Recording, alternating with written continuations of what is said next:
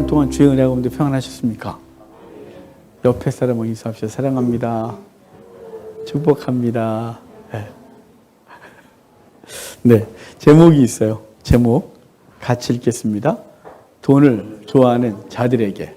오늘 본문 제목이 너무 불편하죠? 다 돈 좋아하는데. 나 돈 좋아하는데 어떻게 하면 좋지? 그러죠? 오늘 돈을 좋아하는 자들에게 주시는 하나님의 말씀을 좀 듣도록 하겠습니다. 오늘 이야기는 우리가 잘 아는, 오늘 우리가 주로 해야 될 얘기는 부자와 나사로 얘기예요. 부자와 거지 나사로 잘 알죠? 천국과 지옥 얘기할 때 아주 대표적으로 이 얘기를 하죠. 근데 오늘 이 얘기가 나오게 된 원인 그리고 과정들을 좀 봐야 돼요.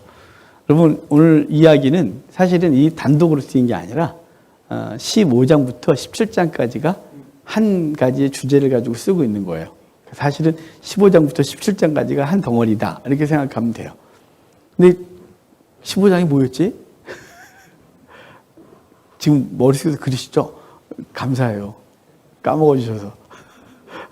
15장은요, 잃어버린 것 3가지 찾는 것이에요. 그래서 잃어버린 것 3가지를 찾는데 그때 배경이 이래요. 요 배경이 잘 기억해 두셔야 돼요. 세리와 죄인들이, 여기 보면 모든 세리와 죄인들이 말씀을 드리러 예수님께 나왔는데 그때 바리새인들이 그것을 보고 불편해할 때 주님께서 3가지 잃어버린 것 비유. 그것이 첫 번째가 100마리 중에, 양 100마리 중에 한 마리를 찾아 나설 때, 찾을 때까지 찾아 나서시는 그 목자의 마음을.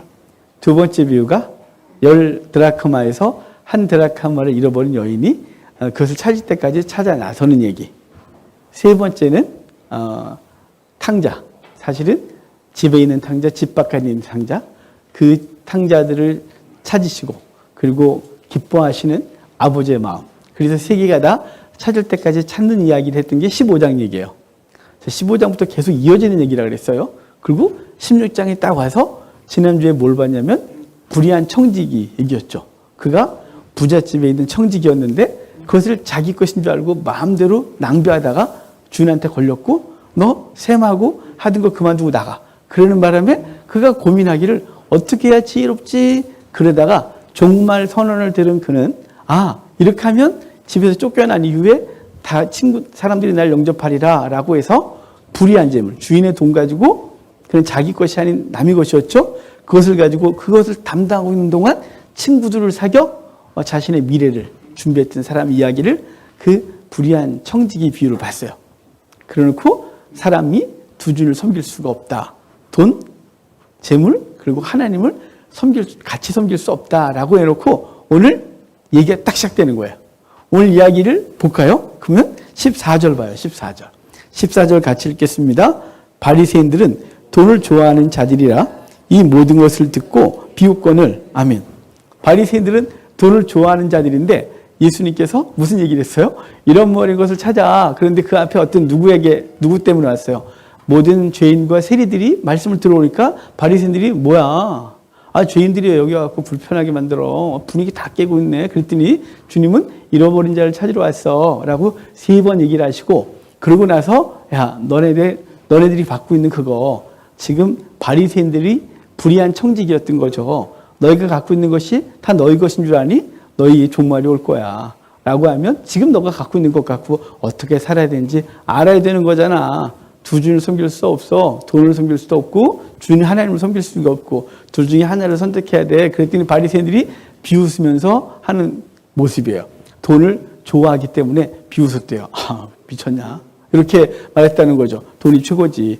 여러분 유대인들이 가지고 있는 가치관을 생각하면 이들이 이 코웃음 치는 이유를 알 수 있어요. 유대인들은 부자와 가난한 자를 분명히 나눴어요. 그리고 건강한 자와 장애가 있는 사람, 병이 있는 사람 분명히 나눴어요. 그래서 부자와 건강한 사람, 그리고 형통한 사람들, 높은 지위에 있는 사람들은 하나님의 복을 받은 자다. 이렇게 생각했어요. 반대로 병이 들거나 장애가 있거나 가난하거나 그러면 하나님 앞에 심판을 받아서 벌을 받아서 저렇게 됐다고 생각했어요. 그러니까 그들 사이에 그 갭이 엄청나게 큰 거죠. 오늘 본문에 구렁텅이라는 얘기 나올 텐데요. 부자들과 가난한 사람, 의인과 악인의 그 구렁텅이가 너무 큰 거예요. 그런데 그 구렁텅이를 주님께서 없애려고 하시니까 이 부자들이 불편해진 거죠. 바리새인들이 불편했어요. 그럼 바리새인들은 부자였냐? 부자였어요. 바리새인들은 그들의 경건한 어떤 것을 가지고 부를 쌓았단 말이죠. 그래서 요즘도 종교적 부자들이 좀 있죠. 종교라든가 이런 것을 통해서 사람들을 이렇게 하고 많이 갈취하고 착취하고 그래서 자신의 부를 쌓는 사람들이 있단 말이에요. 저도 그 중에 한 놈이 아닐까 싶은 두려움이 있습니다만 우리 모두가 그런 거죠. 그러니까 이 바리새인들은 당시 그들의 종교적인 어떤 것, 사회적인 의 이것을 가지고 부를 쌓았어요. 부가 최고의 가치를 갖고 있었거든요. 차라리 사두개파처럼 내세는 없어. 이 땅이 다지. 그래서 노골적으로 돈을 추구했다면 그렇겠는데 바리새인들은 앞에선 돈을 추구하는 것 같지 않으면서 뒤에서 돈을 추구했던 사람들이었어요. 그래서 부자였어요. 그러니까 자기들이 굉장히 복을 많이 받았다고 생각했죠. 그런 사람들이었는데 주님께서 자꾸만 죄인들을 찾아 나서라 하고 그 죄인들을 찾아 나서는데 있는 힘을 다해야 되고 찾을 때까지 찾아야 되고 야 너네가 맡겨둔 거 있잖아. 너네한테 맡은 거 네 거 아니야. 너가 맡은 거 그거 청지기로서 잘해야 되는데 네가 니를 위해서 낭비했어. 너는 심판을 당할 거야. 라고 하면서 그것 갖고 친구를 사귀어라 라고 하는 걸 이들이 바보가 아닌 이상 다 알아들었단 말이에요. 그들이 비웃는 거죠. 여기 비웃다 이런 말이 코를 들었다 이런 뜻이에요. 이게 유대인들의 상황이 이런 거죠. 나 진짜 저걸 그냥 이렇게 예수님 말하니까 저기 진짜 이렇게 코를 이렇게 코가 이렇게 들리는 거예요. 제 코가 조금해서 들리진 않겠지만 이렇게 하는 거예요. 그런 상태로 예수님의 말씀을 비웃고 있었죠. 그들을 향하여 주님은 바리새인들의 몇 가지 특징들을 얘기를 하면서 그들의 위선을 지적하세요. 먼저는요 15절 16절을 같이 보실래요? 예수께서 이르시되 너희는 사람 앞에서 스스로 옳다 하는 자들이나 너희 마음을 하나님께서 아시나니 사람 중에 높임을 받는 그것은 하나님 앞에 미움을 받는 것이니라. 율법과 선지자는 요한의 때까지요 그 후부터는 하나님 나라의 복음이 전파되어 사람마다 그리로 침입하느니라. 자, 바리새인들은 스스로 옳다 하는 자들이에요. 그러니까 원래 저분을 옳아라고 객관적으로 해줘야 되잖아요. 근데 지 스스로를 옳다 하는 자들이래요. 제가 우리 집사람한테 세뇌시키는 방식이 있거든요. 넌 좋겠다. 좋은 남자 만나 살아서. 넌 좋겠다. 이렇게 훌륭한 남편하고 살아서. 넌 좋겠다. 이렇게 설거지도 잘해주는 남편하고 살아서. 맨날 세뇌. 예전엔 아니라도 요즘은 그런 것 같아요. 이렇게 세뇌당하는 거죠. 그러니까 스스로 옳다 하는 자. 그래요. 자기가. 객관적으로 해줘야 되잖아요. 최고의 예를 드는데 자기가 스스로를 옳다 하고 높은 자리에 앉기를 좋아하는. 그런데 주님께서 너희를 아신다. 너네는 그렇지 않은 존재야. 너 위선을 알아. 근데 하나님의 나라는 이제부터 요한의 때부터 침입한대요. 이게 뭐냐면 침입한다 이 말은 그게 바리새인들, 서기관들 이런 사람들은 자기들의 기득권을 딱 놓고 아무도 못 들어오게 한 것이었어요. 자기들이 딱 영역을 구축했죠. 자기들의 율법으로. 그래서 바리새인 자기들의 구원을 받고 너희들은 못 들어와. 너희들은 영원히. 그 갭이 크다 그랬잖아요. 구렁텅이가 너무 넓어서 못 들어오는 것이. 근데 요한의 때부터 침공행도예요. 침입한대요. 이게 무슨 얘기냐면요. 이제 바리새인들은 율법을 준행함으로 무엇인가를 해야 한다고 율법을 많이 쌓아놨어요. 울타리를 많이 쌓아서 웬만한 사람은 그 울타리를 넘어갈 수가 없는 거죠. 일반적인 삶을 살면서 율법을 지킨다는 게 쉽지가 않으니까요. 그런데 요한이 와서 회개하라 천국이 가까웠다고 예수님이 딱 오시고 예수님께서 우리에게 뭘 줬어요? 믿음으로 하나님 나라를 들어갈 수 있는 방식을 열어놓은 거죠. 그래서 이때는 아무나 들어올 수 있어. 이제 니네가 기준 정하는 게 아니라 하나님의 나라는 친구 옆에 들어갈 수 있어. 이게 무슨 이게 막 칼질하고 이렇게 들어가는 게 아니라 누구든지 당당하게 누군 들어갈 수 있다는 거예요. 요한의 때부터 그렇게 된 거지 라고 말씀하시고 그러면서 진짜 이상한 얘기예요. 자, 바리새인들은 돈을 좋아한다. 바리새인들은 스스로 옳다고 하고 높은 자리에 앉기를 좋아하는 자들이다. 위선하고 자기가 어떤 존재인지를 모르는 존재. 그렇지만 이제 하나님은 너희들의 영역을 깨고 믿음으로 그 백성들을 너희가 무시하고 멸시하는 바리새인, 그 다음에 세리, 창기, 그리고 장애인, 병든 자, 가난한 자가 다 들어갈 수 있다. 이렇게 말해놓고 그리고 이상한 얘기를 하나 더 하는데요. 그 이상한 얘기가 너무 이상해요. 왜냐하면 18절 보실래요? 18절 같이 읽어봐요. 무릇 자기 아내를 버리고 다른 데 장가드는 자도 간음하며 무릇 버림당한 여자에게 장가드는 자도 간음함이니라. 저희 문맥이 이상하지 않아요? 앞뒤 다 잘라놓고 얘기하면 버리지 말래 이렇게 말하는 거잖아요. 이렇게 문맥에서 갑자기 바리새인들은 돈을 좋아하는 자라. 바리새인 니들은 이렇다로 갑자기 아내를 버린 자를 간음하며 그 버림받은 여자와 결혼한 자도 간음함이니라. 그리고 갑자기 한 부자가 있어 자색 옷을 입고, 이 갑자기 이상하잖아요. 제가 이 문맥 읽으면서 제가 어제 집사람 이제 설교 말씀 준비하면서 이상해. 그래서 우리 집사람이 맨날 이상하냐고 저보고, 이상해. 난 성경이 너무 이상해. 왜 갑자기 밑도 끝도 없이 이게 왜 튀어나온 거야. 그러면서 이제 이 얘기는 이게 한 의도가 너무 강력한데, 일반적으로 성도들이 읽으면서 그냥 아무 생각 없이 읽으면 읽겠지만, 이게 문맥을 따라 읽다 보면 이게 갑자기 왜 나왔는지에 대한 얘기를 하는 거예요. 바리새인들의 위선, 바리새인들의 죄를 지적하고 싶은 거예요. 율법의 1점 1획도 땅에 떨어지지 않을 거다. 왜냐하면 그 얘기를 왜 할까요? 그들은 율법을 지키겠다고 하고 율법을 자기들이 막 정했는데 율법을 스스로 결정하고 스스로 생각했어요. 그러니까 하나님의 말씀 위에 벗어나기도 하고 때로는 슬쩍 빼기도 하고 지들이 불편한 건 빼는 거예요. 그 대표적인 게 이혼 얘기예요. 유대인들의 학자들마다 학파마다 이혼의 규정이 좀 달랐어요. 샴마이라는 학파는 그 간음 외에는 이혼하면 안 된다라고 정했고, 이 힐렐이라는 학파는 요 바리새인들이 고파를 다 따르는 거예요. 선택을 막 하거든 지들이. 이거 뭐냐면 마음에 안 들면 이혼 가능. 뭐 이런 거예요. 오늘 저녁을 따뜻한 밥을 먹고 싶은데 찬밥을 딱 내놨다. 이혼. 어디 이렇게 이혼. 뭐 이런 거 있잖아요. 뭐 밥을 먹다가 돌을 씹었다. 고대 때는 돌을 무지 씹었어요.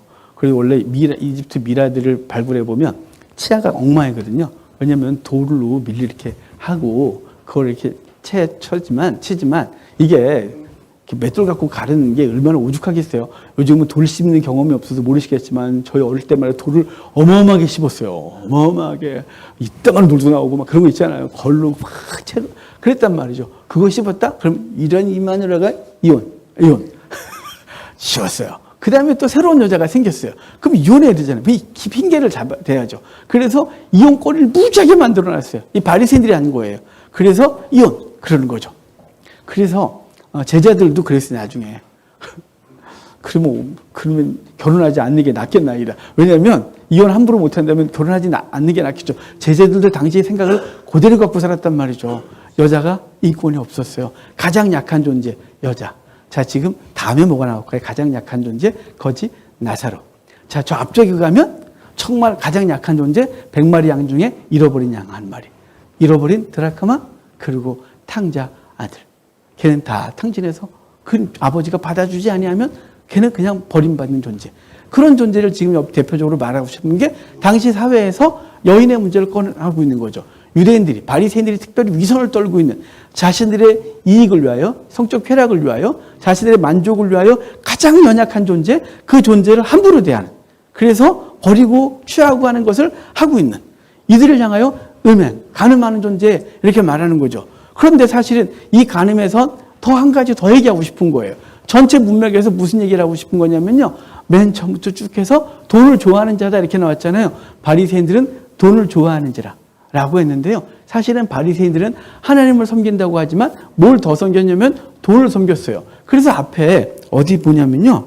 거기 13절에 우리가 지난주에 봤던 구절인데 집 하인이 두 주인을 섬길 수 없나니 혹은 이를 미워하고 저를 사랑하거나 혹 이를 중히 여기고 저를 경히 여김이라 너희는 하나님과 재물을 겸하여 섬길 수가 없느니라. 자, 지금 바리새인들을 향하여 했단 말이죠. 자, 하나님과 재물을 겸하여 섬길 수가 없는 거야. 두 주를 섬길 수가 없지. 이걸 뭐라 할까요? 영적 간음이라 그러는 거예요. 호세아서에 간음에 대해서 어마어마하게 말했죠. 얼마나겠어요? 그 창세기부터 요한계시록까지 간음에 대해서는 절대 용납하지 않는 하나님이에요. 육적 간음뿐만 아니라 영적 간음에 대해서도 주님이 너무 싫어하시는 거죠. 하나님과 재물을 겸하여 섬길 수가 없다. 바리새인들은 경건의 모양을 통해서 뭘 얻으려고 했을까요? 재물을요.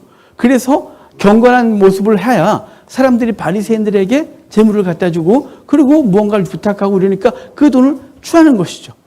종교적인 열심으로 하나님을 섬기고 영혼들을 건지는 것이 아니라 그것으로 재물을 취하는 우리들의 모습 같은 경우가 있는 거예요.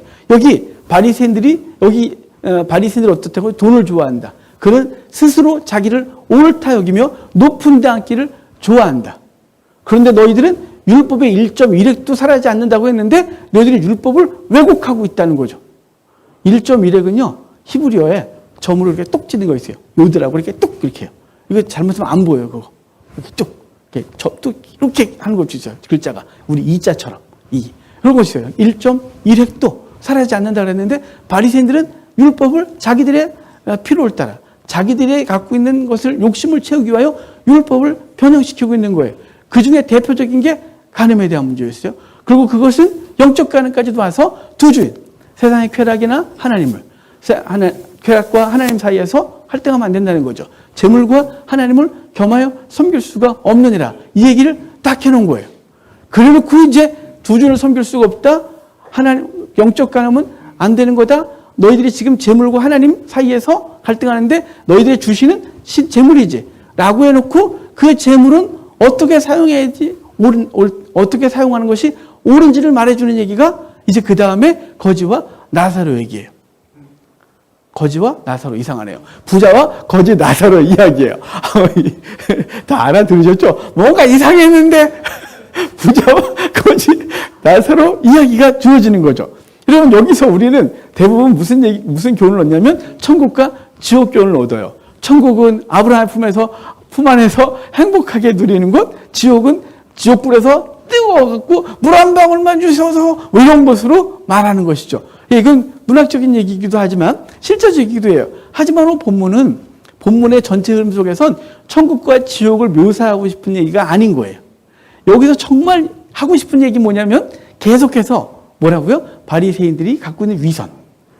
세리와 죄인들이 주님께 왔더니 저것들이 여기 와서 불편하게 하니까 주님께서는 그들에게 나는 잃어버린 자를 찾으러 왔어. 3번 하시고 너희들은 지금 청지기대 낭비하고 있다. 너희들이 맡은 거 네 거 아니야. 이제 너희들은 그거 갖고 친구를 사귀어야 돼. 라고 말하고서 두 주를 섬길 수가 없다. 라고 말하고 바리새인들이 돈 좋아하지. 그런데 나 지금 이 얘기를 들으면서 코웃음 치고 있는 거잖아. 날 비웃지. 이제 내가 너희들한테 말할게. 라고 하면서 부자, 바리새인이에요. 여기 부자는 주님께서 누굴 향해서 말하고 싶은 거냐면 바리새인들을 비유하고 있는 거예요. 거지 나사로 누굴 얘기를 할까요? 세리와 죄인들에 대한 얘기를 해주고 싶은 거죠. 자, 지금 이야기를 주님께서 비유를 드신 얘기를 아시겠죠? 자, 지금 부자와 거지 나사로 얘기를 가지고서 너네는 이 청지기는 어떻게 살아야 되며 잃어버린 자를 어떻게 찾는 것이며 너네가 갖고 있는 돈은 어떻게 쓰는 것이 옳은지 이런 얘기를 오늘 본문이 해줄 거란 말이죠. 자, 그 얘기를 좀 볼까요? 자, 19절 읽어요. 같이 읽겠습니다. 한 부자가 있어 자색 옷과 고운 베옷을 입고 날마다 호화롭게 즐기더라. 아멘. 한 부자가 있대요. 한 부자, 이 사람 굉장히 부자 같아요. 왜냐하면 자색 옷, 고운 베옷을 입었다 그랬잖아요. 자색 옷이 로마 황제가 입었던 그 옷이에요. 그 옷이 거의 1억이 넘는 옷이에요. 천조가리가. 이것은 1% 이내 사람들만 입는 옷이에요. 그러니까 거의 이걸 입을 사람이 별로 없어요. 여기 고운 베옷 그러잖아요. 이게 속옷이에요. 이 속옷도 또 가장 좋은 린넨 뭐 이런 거 있잖아요. 그게 뭔지 모르겠네. 린넨 뭐예요? 괜히 말했다. 그거 아닌데요. 갑자기 생각난 단어가 밖에 없어서. 고운 베옷. 정말 아주 좋은 천으로 만든 속옷을 입고 겉옷은 자색 옷을 왕이나 입는 황제나 입던 그 옷을 입고 날마다 호화롭게 연락한대요. 부자들의 모습인 거죠. 부자들을 묘사한 것이 이렇게 되는 거예요. 이 사람은 정말 이 땅에서 엄청난 복을 받은 거죠. 자, 이 모사를 듣는 사람, 유대인들의 입장에서 어떨까요? 하나님의 복을 받은 사람. 유대인들의 가치관이라고 그랬잖아요. 유대인들의 가치관은 돈이 많고 또 높은 지위에 있고 건강하고 뭐 이러면 하나님 앞에 복을 받은 사람 이렇게 생각했단 말이에요. 그래서 이 본문의 이 사람은 복을 받은 존재. 자, 그 다음에 유대인들이 갖고 있었던, 특별히 이 말을 들어야 될 바리새인들이 들어야 될 이 세리와 죄인들의 모습은 그 다음 절에 묘사돼요. 20절, 21절 같이 읽어봐요. 그런데 나사로라 이름하는 한 거지가 헌대투성이로 그의 대문 앞에 버려진 채 그 부자의 상에서 떨어지는 것으로 배불리려 하며 심지어 개들이 와서 그 헌대를 앓더라.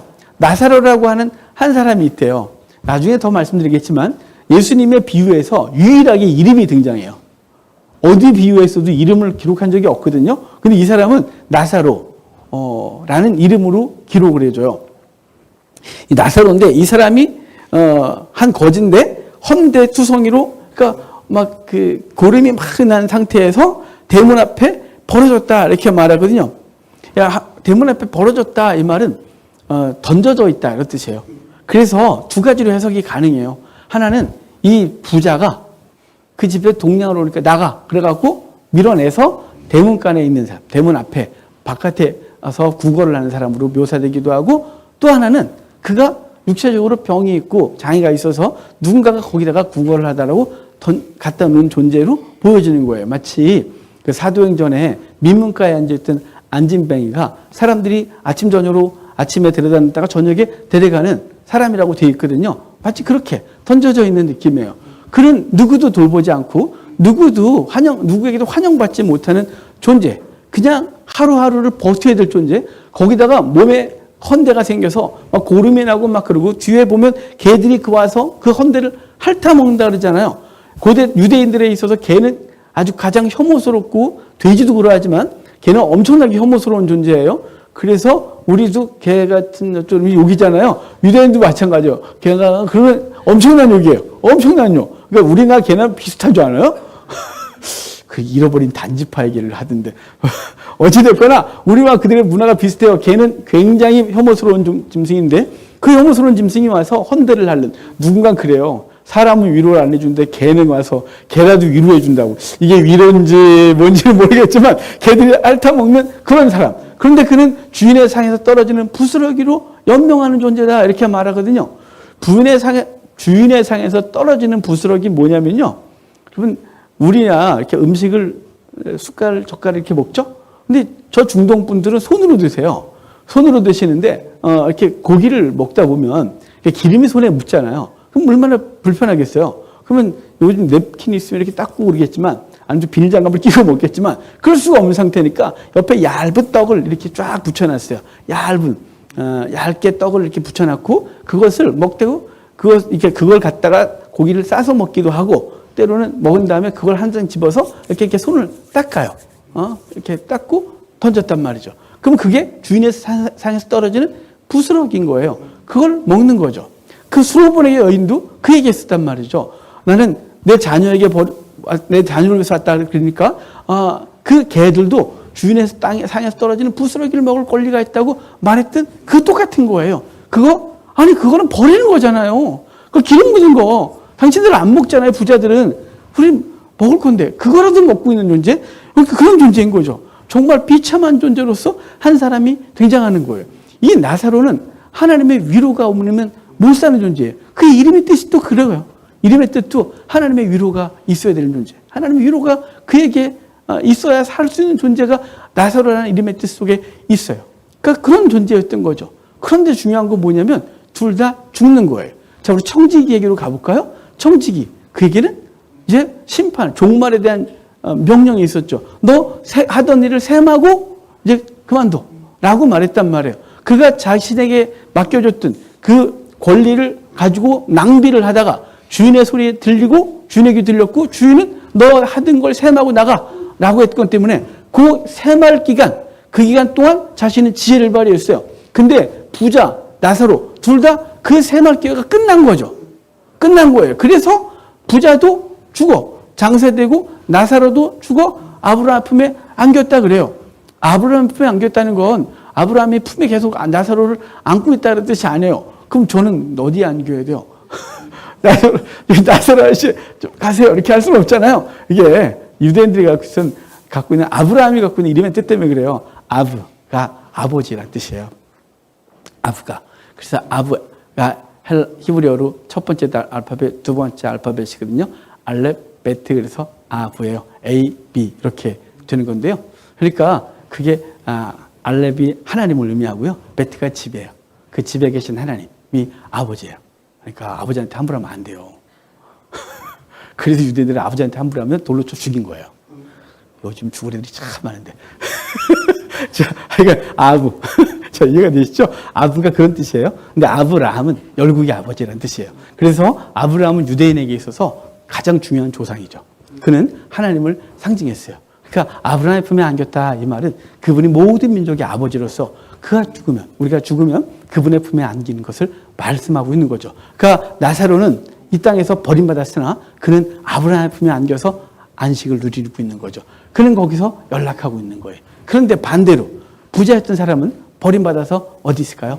지옥에 떨어져 있는 상황을 얘기를 하는 거예요. 둘 다 셈 끝난 거예요. 둘 다 종말을 당한 것이에요. 우리는 다 종말을 당한다는 거죠. 그게 오늘 본문이 우리에게 말해주고 있는 거예요. 그래서 음부에서 고통을 당하는데 우리가 잘 아는 대로 부자가 그러잖아요. 멀리 아브라함의 품에 있는 나사로를 보고 아브라함이여 부탁이 있는데 저 나사로의 손에 물 한 방울 딱 찍어서 제 혀에 좀 떨어뜨려 주시면 고맙겠습니다. 이렇게 말해요. 자, 지금 너무 역전됐죠? 부자는 호화로 연락했었고요. 나사로는 부잣집 대문간에서 부자가 먹던 그 음식이라도 먹겠다 그러고 걔들이 하려는 그 비참함이었는데 갑자기 역전이 되어버렸어요. 그런데 중요한 건 뭐냐면 하나님 말씀이 있어요. 자, 우리 26절 봐야 돼요. 26절 같이 읽어봐요. 그뿐이 아니라 너희와 우리 사이에 큰 구렁텅이가 놓여 있어 여기서 너희에게 건너가고자 하되 갈 수 없고 거기서 우리에게 건너올 수도 없게 하였느니라. 자, 큰 구렁텅이가 있대요. 천국과 지옥 사이에 큰 구렁텅이가 있다. 이렇게 물리적 공간으로도 이야기할 수 있지만 오늘 본문이 말하고 싶은 건 뭐냐면 너가 감히 여기 올 수도 없고 여기서 갈 수도 없어. 이 구렁텅이는요. 서로 왕래가 불가능한 존재. 거리를 말하죠. 자, 이게 지상에서 있었어요. 지상에서. 부자들, 가난한 자들 그 사이에 대문이 있었어요. 이 대문이라고 말은 이게 뭐예요? 어떤 뜻이냐면 높이 담을 쌓고 거기에 대문을 달고 화려하게 장식한 대문을 말할 때 쓰는 단어거든요. 그러니까 여기에 이 부자와 거지 나사로는 그 사이에 담이 있었어요. 담이 있었고 그리고 구렁텅이가 있었던 거죠. 신분의 구렁텅이. 하나님의 복을 받은 자, 하나님 앞에 벌을 받은 자, 부자, 거지라는 구렁텅이가 있었어요. 감히 이것은 누구도 갈 수가 없는 거죠. 나사로 입장에서는 절대 갈 수가 없는 거예요.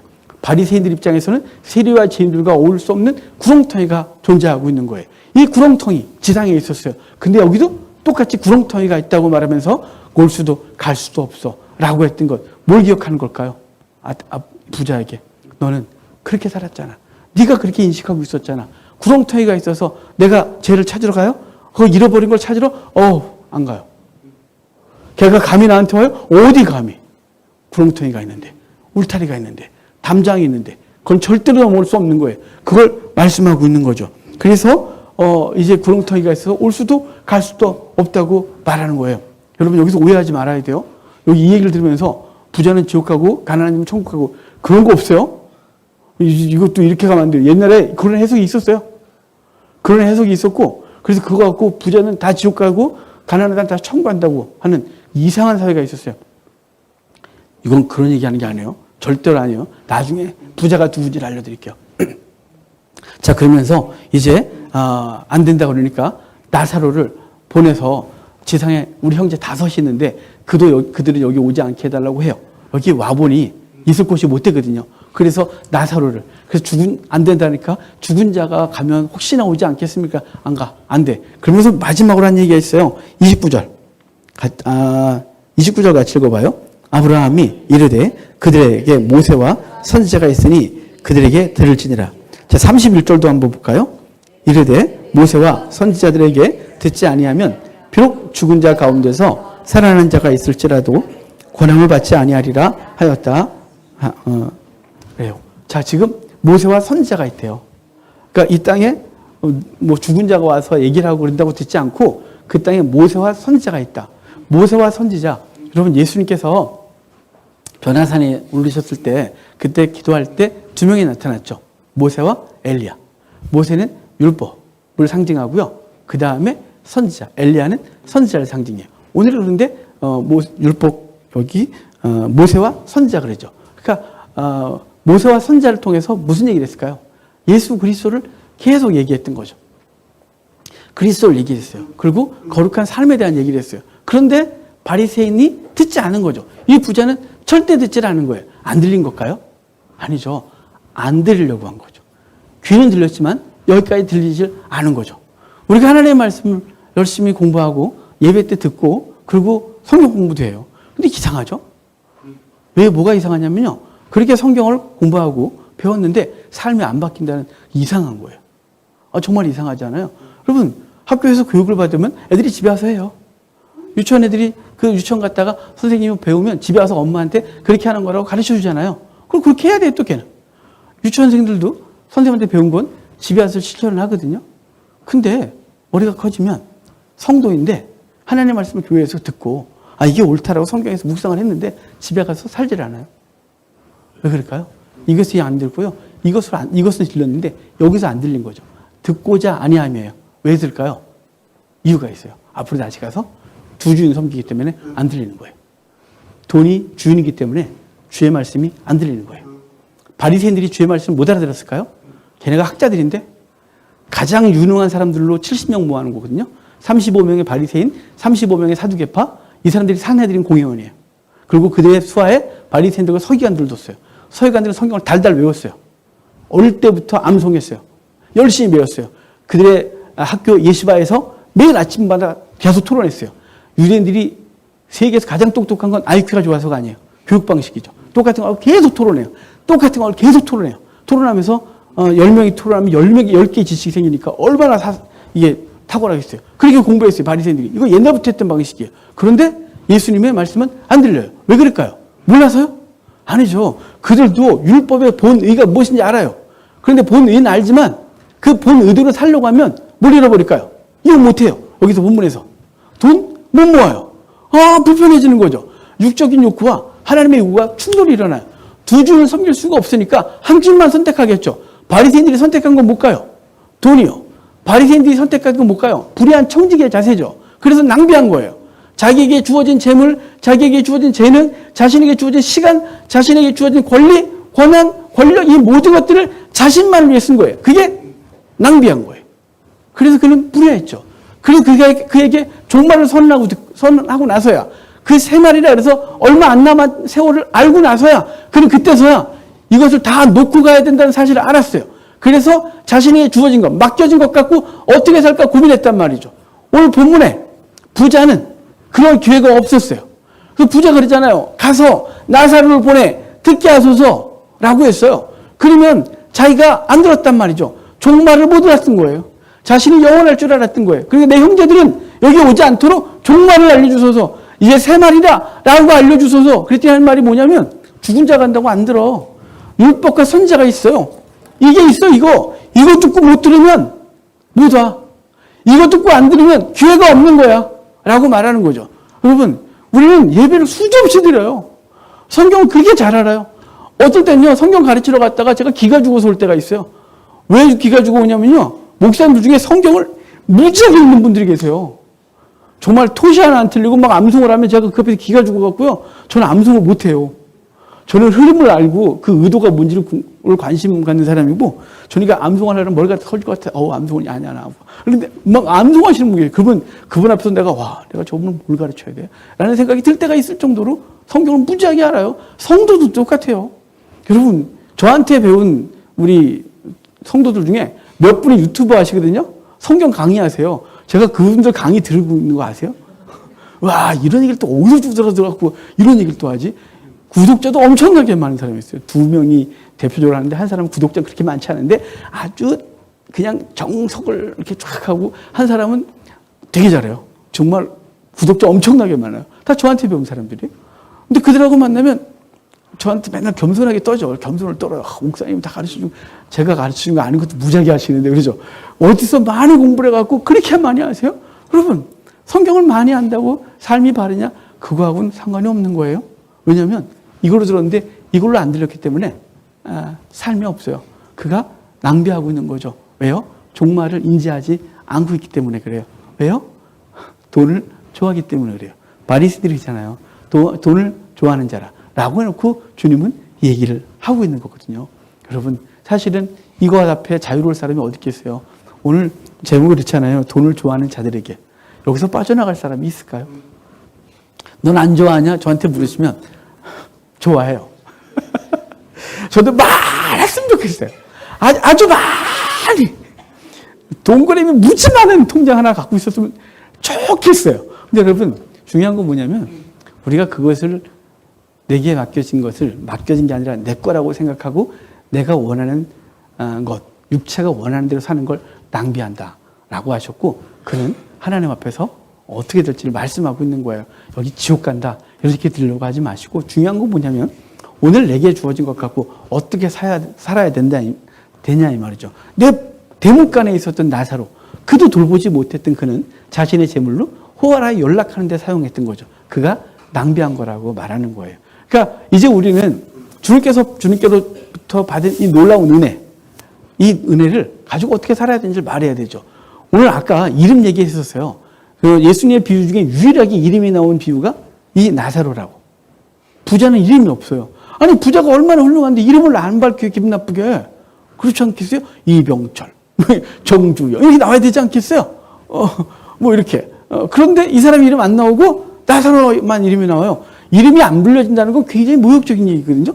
근데 누가가 더 존귀하게 여기냐면 나사로를 존귀하게 여기는 거예요. 주님은 나사로가 훌륭하다고 말하는 게 아니에요. 나사로의 영혼이 얼마나 귀한지를 말하고 싶어서 거지에게는 이 영혼이 얼마나 귀한지 아니 내가 그 이름도 기억한다 라고 말하는 것이고요. 부자는 이름이 없는 게 뭐냐면 그 이름에 자신을 대입하라고 없는 거예요. 저 여러분이 부자인 거예요. 부자예요. 좀 가난한데요. 저 아직 새 사는데요. 저희 집이 아직 조그맣고 저 한 달에 얼마밖에 못 벌고 그게 문제가 아니고요. 우리 주의 은혜를 받은 존재로 다 부자예요. 나눌 수 있는 것들이 우리 속에 많거든요. 근데 여전히 그가 얼마를 벌든지 그가 얼마를 소유했든지 그것이 자신만을 위해 사용한다면 그는 오늘 부자인 것이고 그가 대문간에 있는 나사로를 볼 수 있다면 그가 매일 들락거릴 때 봤었는데 그에 대해서 그 마음을 두지 않았고 보이지 않았던 거죠. 하나님의 말씀을 들었는데 들리지 않았던 거죠. 공부했지만 삶을 변화시키지 못했던 거죠. 이제 오늘 우리는 그 구렁텅이를 우리가 벗어나야 되는 거예요. 그 구렁텅이를 우리가 메꿔야 되는 거예요. 저쪽에서 메꿀 수가 없어요. 어떻게 거지가 메꿔요? 어떻게 세리가 메꿔요? 어떻게 창녀가 메꿔요? 그들은 이들이 허락을 안 하는데 대문 안 열어주는데 이 대문 열고 나갈 사람은 부자인 거예요. 대문 열고 나가서 그와 우리 사이에 있는 구렁을 메꿔야죠.